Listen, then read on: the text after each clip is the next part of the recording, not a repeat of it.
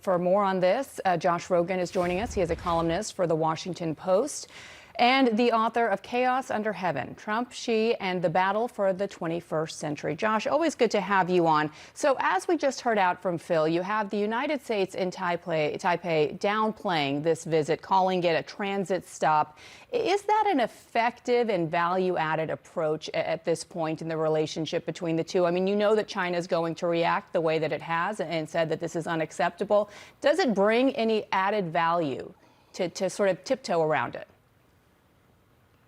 Right. It's a great question. I think it's clear that both the governments in Washington and Taipei do see some value in not being as provocative as they could be when these types of visits, which are a regular occurrence, do happen. That means Tsai is not making a lot of speeches.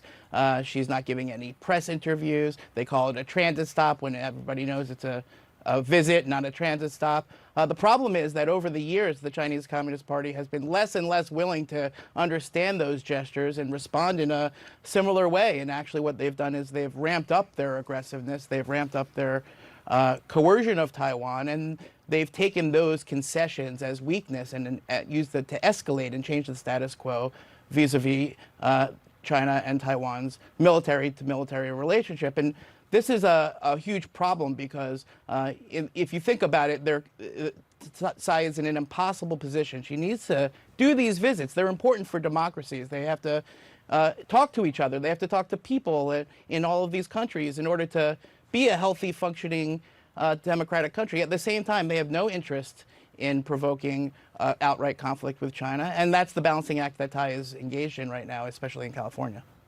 There's also the balancing act that the administration is engaged in, right? So to Bianna's point, to Phil's point about the very, very clear use of language, John Kirby even earlier today going out of his way to say, look, this isn't uncommon, this happens, but also, by the way, it's not official, wouldn't address whether there were perhaps discussions with the administration, with Speaker McCarthy prior to heading out to California. But he was very clear, Josh, to say that the administration, that members of the administration did make clear to China how they felt about potential overreaction. How is that choreography helping, if at all?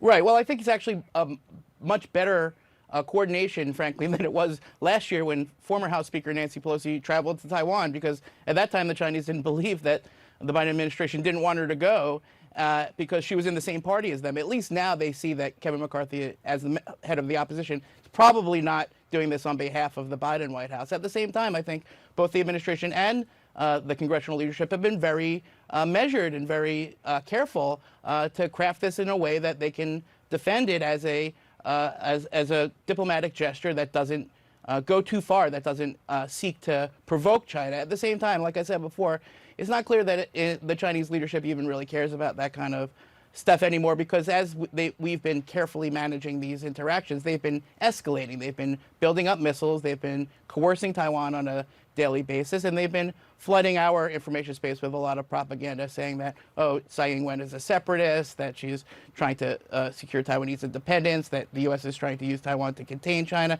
None of that is true. She's a leader of a democratic country, and a sober and sophisticated and strategic one at that. But right now what's actually happening is that the Chinese government is trying to escalate, and we're trying to keep that from happening, and we're failing. And it's not because of anything Tsai Ing-wen or President Biden or Leader McCarthy did. It's because the leaders in Beijing want to change the status quo and coerce and pressure Taiwan into joining China or possibly reserving the right to attack Taiwan sometime in the near future.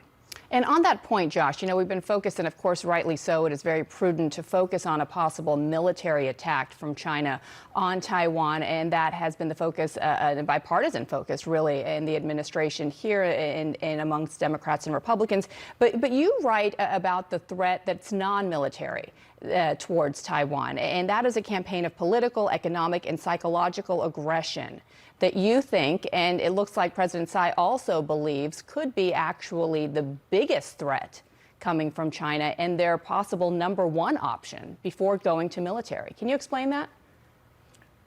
Well, yeah, that's exactly right. I think a lot of times in Washington we can get caught up as seeing Taiwan as just some sort of irritant in the U.S.-China relationship, and not an actual country that has a functioning, healthy democracy that's under attack not militarily right now, but in lots and lots of other ways. We're talking about massive political interference, economic coercion, information warfare, cyber warfare. It's not a coincidence that China invited the former Taiwanese president from the opposition party to counter-program against Tsai's trip to the United States. And this is a real threat, but it's a harder one to talk about because we're not good at dealing with disinformation and cyber attacks and political interference. And the Taiwanese are saying we need to focus more on that and less on the attack, because if China can secure control over Taiwan without attacking, they will. That's what they're going to try first. And then if that fails, then they reserve the right to just invade and kill a lot of people, which would be horrible. But we can't just focus on one and not the other. We have to focus on them both because they're both threats that the Taiwanese people are facing every day.